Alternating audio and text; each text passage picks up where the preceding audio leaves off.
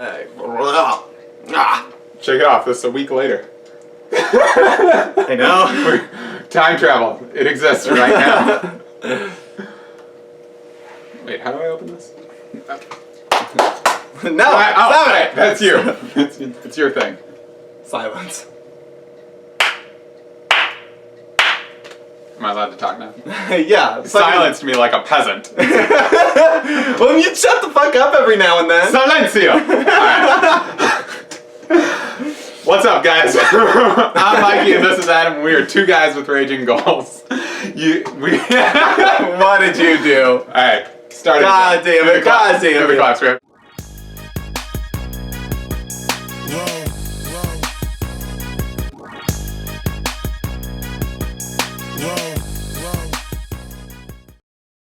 Now go. What's up, guys? I'm Mikey and this is Adam, and we are two guys with raging goals. Every Wednesday, we bring you a conversational podcast that you can follow on YouTube at Two Guys with Raging Goals. That's the name of it. Yep, good call. You can follow us on Twitter and Facebook at our other monikers of Two Guys Raging. I should learn these. Two Guys Raging. Oh yeah, because it's Twitter. At Two Guys Raging. And like us, because it's not a favorite anymore. Yeah. Yep. Share us with your friends. We bring a topic to the table every Wednesday to discuss amongst ourselves for your viewing pleasure. Share us with your friends and enjoy. We should start by commenting on your fucking horrible sweater. I love this sweater. It's so cute. You guys like it. You guys like it. Yeah, I can tell. No, but really, don't lie to me. Don't lie to me. So it is... No, not Christmas. It is Christmas Eve? The eve of Christmas Eve, right? Eve? Yeah. Eve. Yep. Christmas Eve. Yep. Yes. By the time this posts. So, a Merry Christmas to all of y'all. Happy holidays. Yeah. Uh-oh. I've heard he doesn't fucking like that. I had somebody the other day tell me that I couldn't say Xmas. And I was like, okay, well, I'm not taking Christ out of Christmas. Like, that's not what I'm trying to do when I say Xmas. I'm reading what's written on the paper. So if it says Xmas and I say Xmas, that's because it says Xmas. If I say Christmas, it's because it's fucking Christmas. If I say holidays, it's because I'm trying to include everything between November and fucking January, and I don't know all of the holidays in there, so I say Happy Holidays, whatever. But it's almost Christmas, so Merry Christmas to all of you out there. Because only Christians celebrate Christmas, right? I think that's what they've said. Have you ever gotten any really good gifts in the last few years? I feel like as the older I get, the less I look forward to Christmas. Obviously, like when I was a kid, I'd get so excited to tear everything under the tree. I got a Tickle Me Elmo when I was little. Were you young enough to like Tickle Me Elmo? Like, I was already working at Target by the time Tickle Me Elmo was big. I swear to God. No, you were not. I swear to Christ. No, because I was like 5, 6. So I was like 7. 20? Yeah. 23, I think, yeah. Fucking stupid ass. No, I love Tickle Me Elmo. I love Elmo. I still love Elmo. He's awesome. When I was younger, my buddy used to do an Elmo voice, but he'd say creepy shit to you.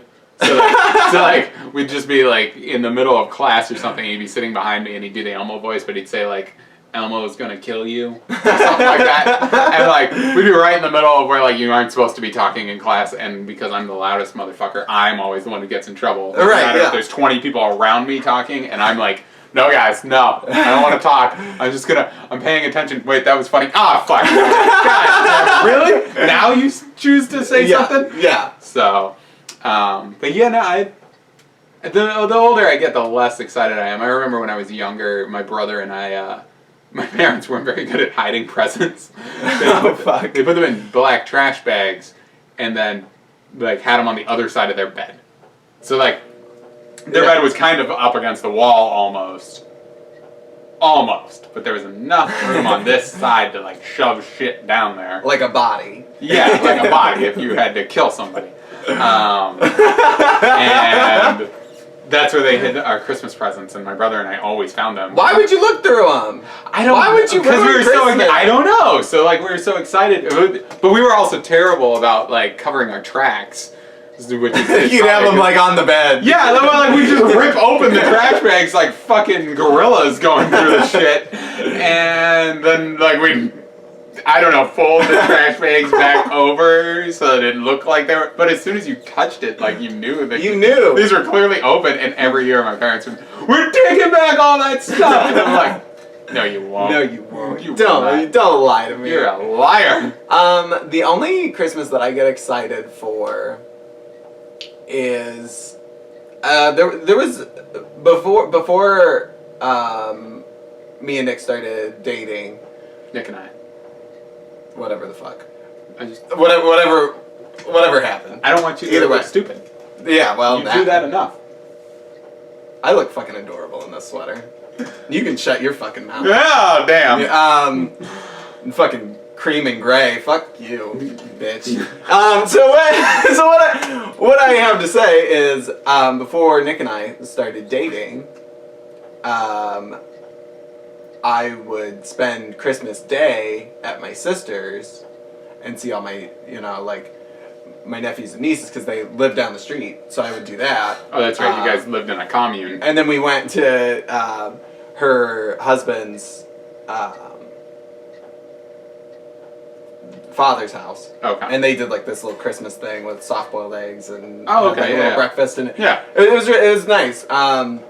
Now Christmas is like I'm like from Christmas Eve until the day after Christmas I'm just in a fucking car, and so I'm just like it's not as fun. Well, retail kind of beats it out of you too, like because you don't have the time to celebrate. Like that's I love my job, clearly choose to do it.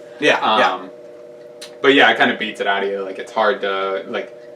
If you live right near your family, it's manageable. But like for me, like I don't see my family on Christmas. Yeah. I can't even fucking get back to Fort Wayne most of the time. Last year was a goddamn like fuck show because Rod, my buddy, came out with his kids and like we were trying to be like it was our fault. We were the ones who were like, oh yeah, let's do it. And I had like a 20-hour window between work to host Christmas. Yeah. And like see his kids and and try to spend time with him and his family, and like it was a nightmare and I was already exhausted, and so like it just doesn't really work. No. But when I was little, like I looked forward to Christmas, but for the toys, like we didn't have a lot of like Christmas tradition. It wasn't until I was older and living with my aunt and uncle.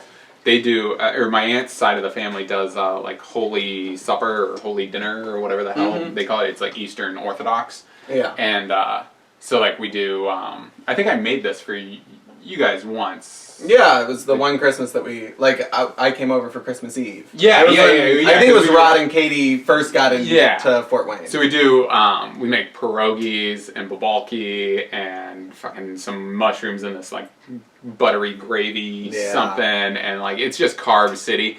But, like, and then we do that thing where, like, we eat a piece of garlic, some honey and bread, and take a shot of Crown. Yeah. And, like, they all symbolize things, which I don't really quite understand, but, like, just like going from having no tradition to like then when I was like 17 or 18 and living with them and like finding this like holiday tradition that we got to do every year, it was really, really cool, and it made the holidays something that I actually like doing. Like it was more than just like, hey, what the fuck am I getting this year? Yeah. It was actually like, well, and it's you know, you as you get a little bit older, like the materialistic things don't mean as much. Like I don't want a bunch of shit that's gonna clutter up my house, and you don't really fucking know me, so don't fucking get me anything, because you're gonna get me shit that's useless. I'm gonna put it in my fucking Harry Potter closet. Yeah.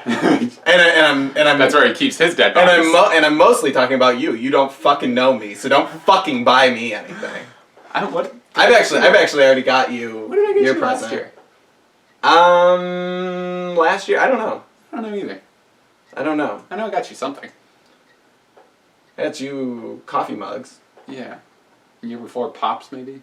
Maybe. Well, yeah. And then you got Nick and I the painting. You did the painting. Oh, yeah, because I paint sometimes. Sometimes. Yeah. Not well, but... Well, I mean, if you're colorblind and blind. Yeah. You'd love it. You were colorblind and regular blind. That's great. Heightened senses. Yeah, right. You can sense it. Yeah. That's good enough. Cool. Well, anyways, happy holidays, Merry Christmas to everybody. I'm looking forward to, like, Sarah and I don't do a big thing, and we won't this year, but we are going to potentially go to Swig, which is this really cool little like gastropub in Perrysburg. And this year they're open, and they're doing like a Christmas dinner sort of thing. And like Sarah and I don't have anywhere to go, and so we're on Christmas Day. Yeah, which kind of sucks that people are working Christmas Day. But we talked to a couple of the people we know who work there, and they were like, "Oh yeah, most of us aren't working that day though. It's going to be like the owner and one person. It's his decision to do this." And so it sounds cool. And we love Swig. You gotta let me know how that goes. Cause they had a special the other day, which was fried. Or it was a pork tenderloin, but deep fried with saltine crackers around it on a sandwich. I bet that was delicious. I told you I've been having some chest pains. I think it's mostly related to that sandwich. Oh, good. You're dying. Yeah, no, I'm pretty sure all of that pork went straight to my fucking arteries. And I'm just like, eventually I'm just going to keel the fuck over. Oh, good. Hopefully we record that, because that sounds golden. Yeah, no, I bet you we get a lot of views on that one. Mm-hmm. It'll be like The Dark Knight when Heath Ledger died. And even though that movie was great, people went and saw that movie because Heath Ledger was dead. Yes. So coincidentally, that movie was really great, and so good luck for them. But it's like Fast 7, which is not the best Fast and Furious. That's what it's like. But Paul Walker died, and it's one of the highest-ranking movies of all time now. So yeah, there you go. Yeah, that's what my death on at this table will be. Yes, you'll be famous. You're damn straight I will, and it'll be my proof to the cops that I didn't kill you. Yeah, there you go. Because that's your admission right there. He ate a bunch of fucking pork. Okay, remember that. And I mean, like, and not just that one time. Like, over the years, you've consumed a number of pigs. Multiple pigs. And their fucking families. It's true. Yeah. It's true. Pig's a fine animal. Yeah. It is. It is wonderful. I love bacon. Sarah made her bacon guac yesterday. Top tip: black olives and crumbled bacon in your regular guac. Fucking A. Yeah, delicious. I've had that. Closet guac. Yeah, well, that was your nickname. That was my nickname in high school. Oh, Jesus Christ. I should probably have gotten my notes out. Holy shit. We have 6 new interactions. Sorry. Blowing up on our Twitter and Facebook. All right. All right, so my turn for a topic today, and I feel like I'm the Colin Moriarty of this show, by the way. I always feel like I'm bringing us down with topics. Yeah. Well, right before Christmas, too. Yeah, right before the holidays. That'd be good. So I want to talk about the events that happened in Paris, and the whole fucking situation with the Syrian refugees, and the pros and cons of all of this, and kind of just like an outline of this stuff and my own personal opinion on the things that I do know about it, because the older I've gotten, the less I like watching the news.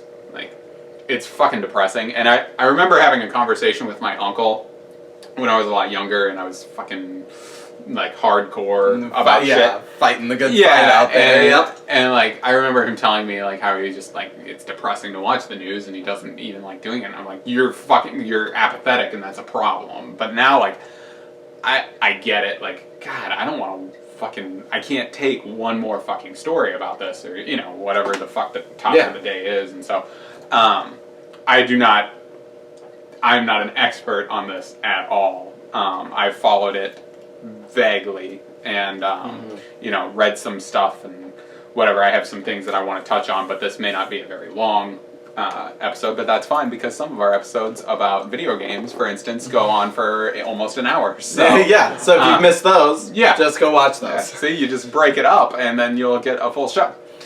and everyone will have a Merry fucking Christmas. Jesus is the reason for this season. Don't forget. So the first thing that I guess I want to touch on is, for those of you guys who haven't kept up on this, there's a civil war going on in Syria right now, and it's displaced roughly 12 million people, which has caused this kind of refugee humanitarian crisis that's going on in Europe and affecting other world powers as well. And the way that this kind of attaches to the events that happened in Paris, and what we're referencing was obviously the massacre that happened there.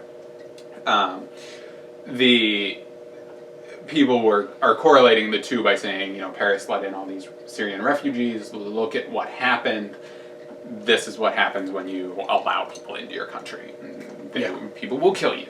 And so I want to get what your initial gut reaction when you heard some of that shit when it happened, because even though I know you haven't been following this much, you are a social media person, and so you saw it on Twitter, you saw it on Facebook. One of the things that I'll comment on is that I unfollowed Rob Lowe on Twitter. Yeah, and I don't unfollow anybody on Twitter. Like I think everybody's allowed to have their own opinion. I don't follow certain people on Twitter because I know that they will piss me off or I'll want to rage on them.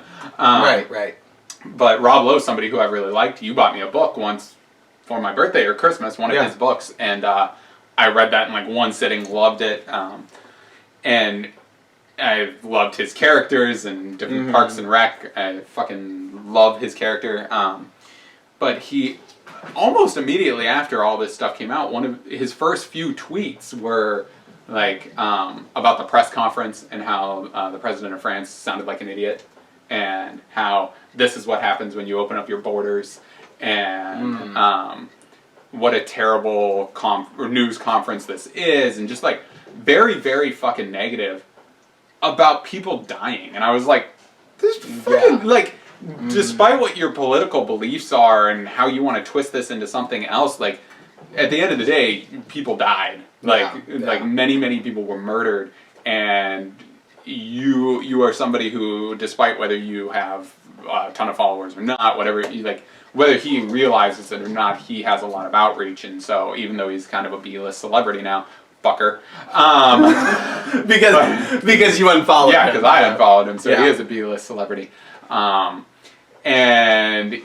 but like, I thought it was very poor taste to like come out and attack the president of that, like when fucking 9/11 happened, and I'm not a George Bush fan in the least bit, but I didn't fucking have one goddamn word to say about George Bush being a piece of shit when that was going on. Like it's not the time or place. The other piece of that is a lot of these people. They don't understand what the fuck goes on outside of America. And that's the real issue. It's like, America, aside from 9/11, has never had an attack on... And Pearl Harbor.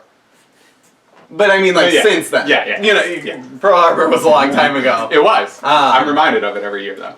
Yeah. We'll never forget. Forget. But they don't understand that, like, we don't really have a good grasp of what it's like to be in these different countries, on these different continents. And we are lucky because of our size and because of the fact that, like, population on our borders is really spread out. Yeah. You know what I mean? Yeah, like, you could go to Europe, and you could drive from one country to the next country to the next country in a matter of days. Yep. You know what I mean? Yeah. I mean, not Britain, but everywhere else. Yeah. Unless you got Chitty Chitty Bang Bang, which is where it's from. That's where that's from. So you could essentially, if you started, the flying car from Harry Potter. There you go. Both See? flying cars. Yeah, but I have a theory now. It's the Brits. They're inventing flying cars first. The Limeys, as they call them. But they don't understand how culturally divisive that small space can be. Yeah. And so I think it's very ignorant to have made any sort of comment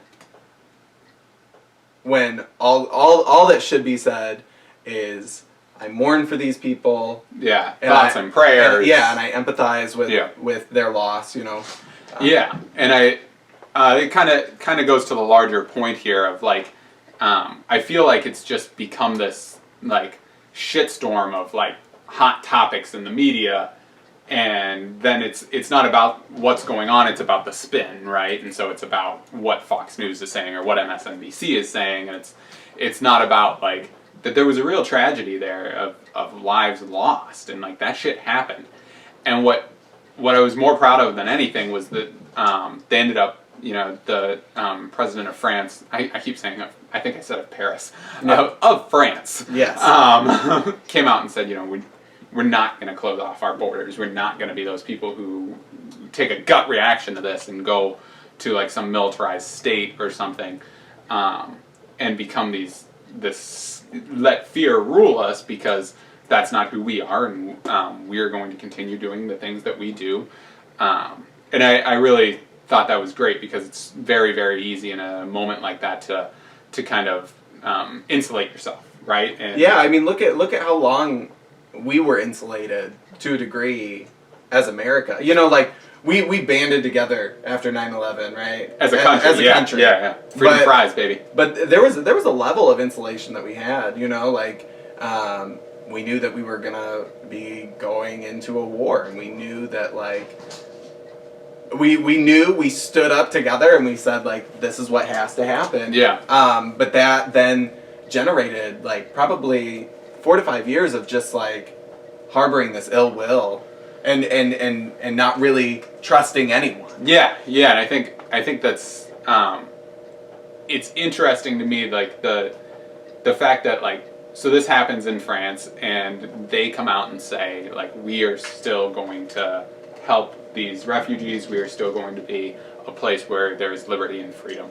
And this event doesn't happen in America, and yet we now have this, and it's a vocal minority by all polls. Yes. It is not the majority is not saying this, but there's a vocal minority now that is saying no, thank you, refugees. And there are governors, I can't remember now all the states, but there are multiple governors that are saying, writing letters to Obama saying, we will not take refugees in our state. We will not do this.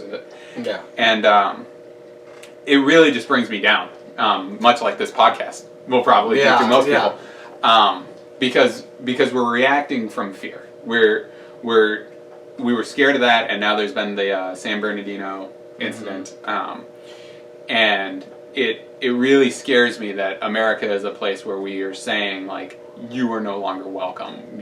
That there are enough people in this country where it's talked about that we will close our borders to these people or to these people because they're terrorists. First of all, we do a fine fucking job at terrorizing ourselves. More shooting deaths per capita than any other fucking country.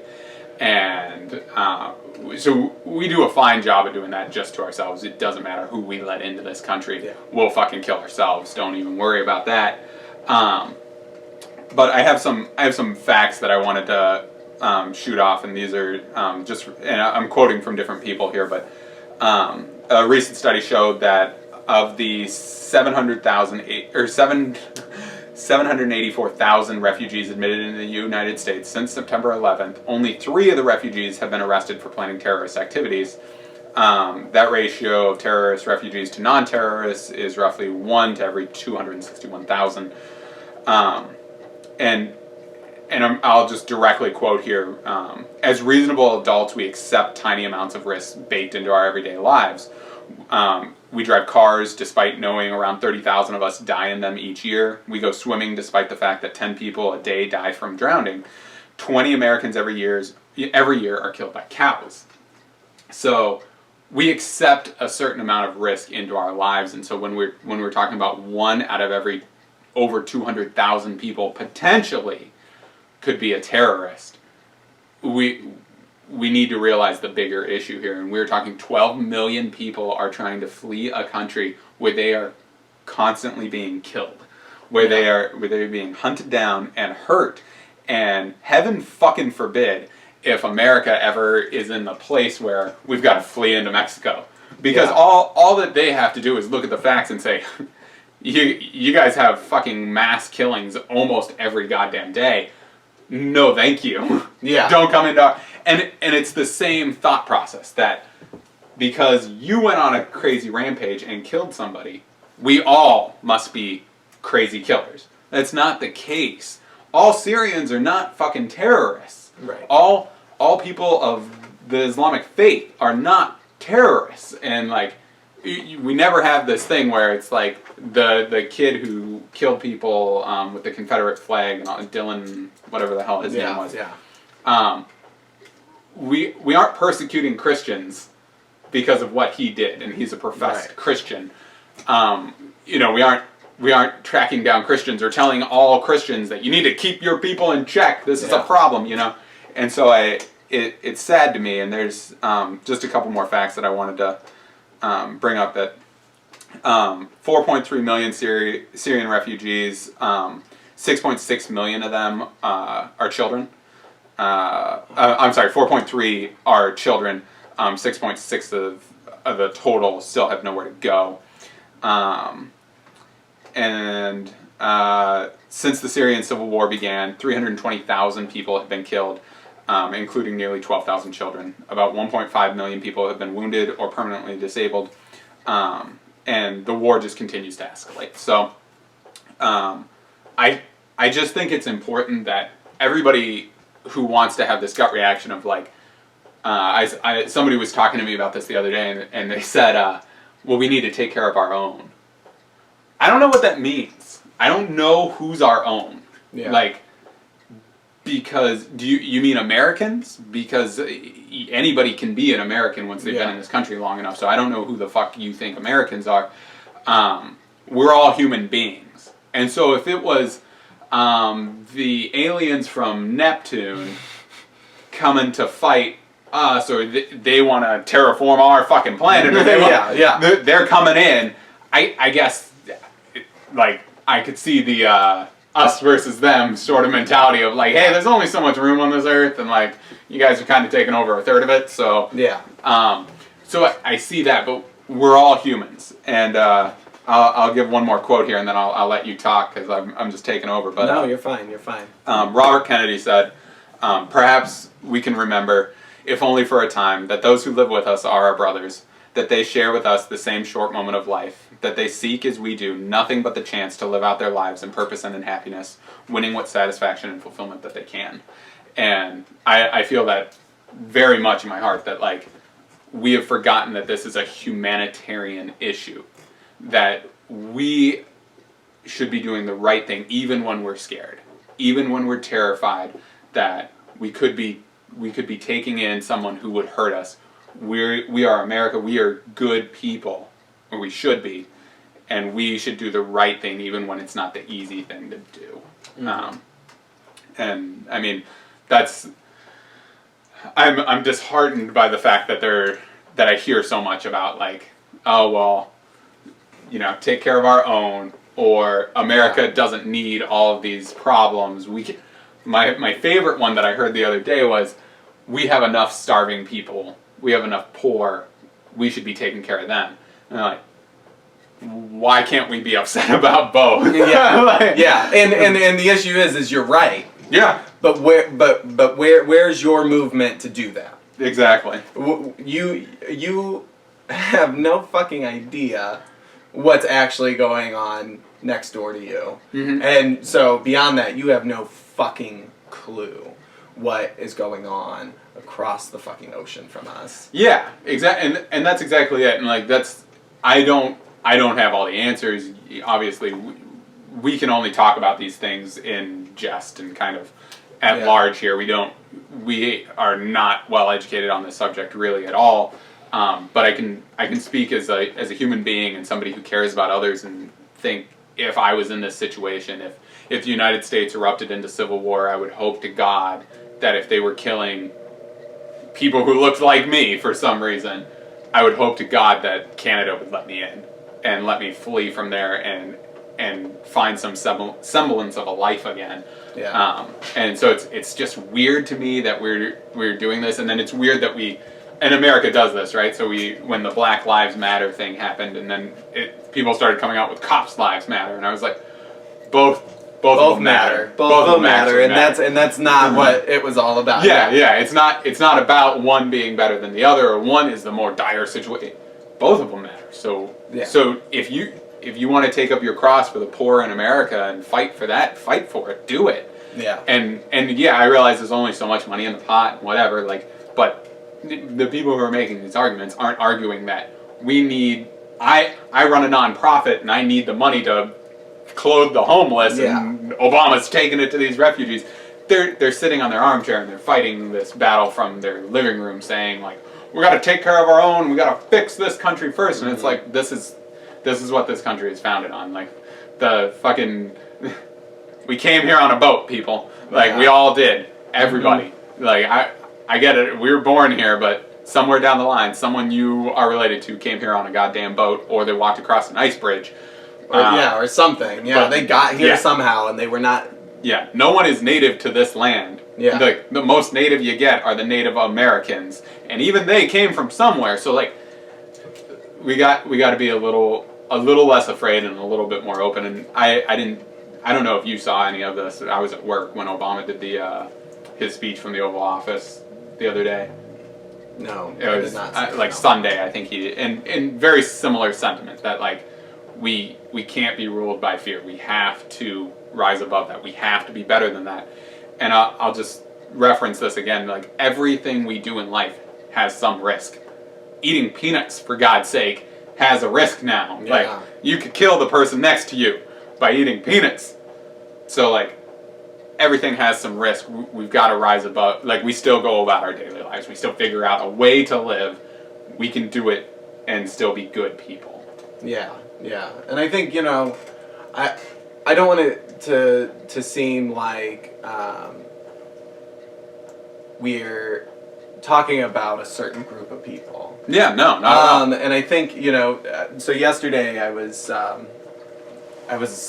surfing. I think I was on like the CNN website, and I was reading or watching video clips. And Donald Trump went out and was campaigning against Muslims. Yeah. Said that until we figure out what's going on in our country, we should not let any Muslims into our borders. And Paul Ryan, who I was not a fan of, and I was very vocal about the fact that I was not a fan of him in the previous presidential election, came out and said that that is not something that the Republican Party stands for. That is not something that America stands for. Freedom of religion, freedom to be yourself, is something that we were founded on, and something that we should always stand strong to. Yep. And so I have a lot of respect for that. A lot of respect for that statement. Dick Cheney came out yesterday, I think it was, and said like, whoa, like, you're losing your mind, Trump. Dick Cheney shot his friend in the fucking face. Yes. And he came out and said, hey, Donald, like, we're about religious freedom in this country.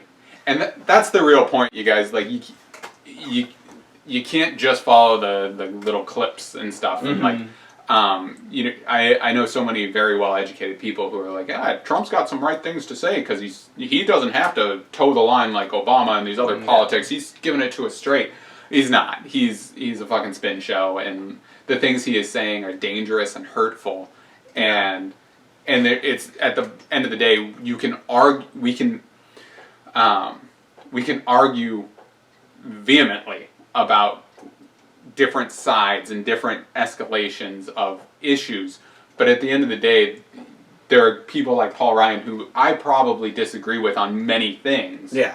Yes. But he still is a good person. Like, he wants what is best for us, and he's fighting in a different corner than I am, but he is still fighting for what he believes is best for us.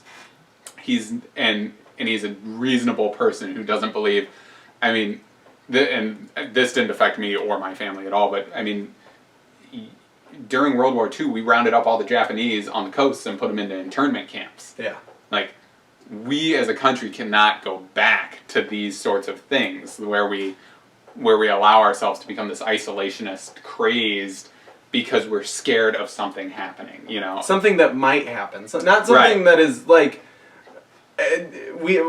there's no way that we couldn't figure it out, or we couldn't work through anything bad that's going to happen. Right. We've had attacks on our country. We've been through wars. Like, there are ways that we can unite together and figure out things, but like, to say that we will not allow a certain group of people into our country is very small-minded, and I hope that America never is in the situation where. Do you remember the day after? Yeah, the day after tomorrow, where like the climate change and it's like fucking Al Gore's fucking terrified world. Yeah, right. And they all, like, the United States has to move down into Mexico because only along the equator or whatever the fuck is it temperate enough to live anymore. And like, fortunately, Mexico in the movie is like very willing to take us and all this stuff. And I think about that when stuff like this happens, because a natural disaster can easily happen in the United States, and we are large and a superpower-ish still. And so like, we have the resources to really help ourselves out. But like, if something catastrophic happened in the United States, like, we'd be the first people saying how unfair it is that Mexico or Canada doesn't take us in, how racist it is to not let white people in, or let Christians in, or let this sector, so we got to remember, like, if it was you, you'd want to be able to save it's the golden rule, right? Like, do unto others. Yeah, exactly. Right? And so I know this was kind of a serious topic to bring up on our kind of nerdy podcast show, but right.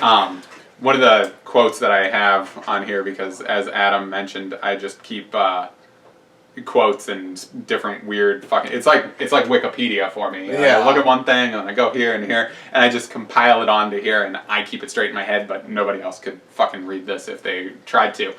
But a quote that I found the other day is, "Good conversation can change the world," and it made me think of our podcast. And we're not out here changing the world, but I mean, we can bring to light different views on issues like this that, while maybe not as interesting as video games and stuff that you and I are hardcore about, it's still, I think, worthwhile for us to put something out there and at least discuss it and create a conversation for it, because good conversation can change the world. Yeah, absolutely. And I think that that's something that, like, we all just need a little bit more of in our lives, you know. I know that, like, last night I had like a really good experience. I went to a group home. Target had donated toys. Are you in a group home? No. I didn't know, like, Nick was your caretaker. Yeah, that's what it is. Special needs over here. But no, and we gave these kids who don't have any family to go to, or if they do have a family to go to, they might not see them on Christmas. And it was kids literally from 6 years old up to like 17. And they're kids with behavioral issues, kids that... Are you sure you're not a part of this? Had neglect problems, had neglect problems, had, you know, a plethora of issues. And I've never seen a group of people be so thankful for getting just the smallest things. Yeah. You know, the fact that they were able to open something or be at this event and like have fun and sing songs. So just like as a reminder to everyone, you know, this good conversation can change the world. You need to take a moment every now and again to just look at what's going on with your neighbor, what's going on down the street. Yeah, I think it was one of the reasons I wanted to have this one before Christmas, because, you know, Christmas is the time of giving and time of taking care of each other, and a time of togetherness, and I think it's important that we all, at some point in time, open up our scope a little bit and say, togetherness isn't just me and my immediate family, it isn't just me and my neighbor, it's, you know, there are different levels of this, and at the end of the day, we're all human. We all breathe the same air. We all want what's best for the world. So, like, engage in those conversations, have them, take care of each other, have a merry fucking Christmas. Yes, absolutely. And don't be afraid to have those conversations, you guys. That's one of the things that I hate most in the world, is when I start having a heated conversation, because I'm very passionate about things like this, and somebody's like, well, I just can't even talk to you about it. I'm like, no, tell me your view. I want to hear it. Like, I care. Yeah. And that's what is important, is that you have those conversations. You can't be afraid to have that talk with your neighbor down the road or whatever. You've got to be able to engage in these things, and that's how the human condition continues. Yeah, yeah. That's all I got on that one. Yeah, that about wraps it up. Have a Merry Christmas, you guys. Thank you so much for following Two Guys with Raging Goals. I'm sure most of you spent the last week very engaged in Star Wars, which was amazing. Yeah, I assume. I hope so. We're not there yet, but we're coming from the past here, talking to the future. Yeah. So, but I'm sure it was great, and I'm probably still Star Wars drunk. So, thank you so much, you guys, and we'll catch you on the next one.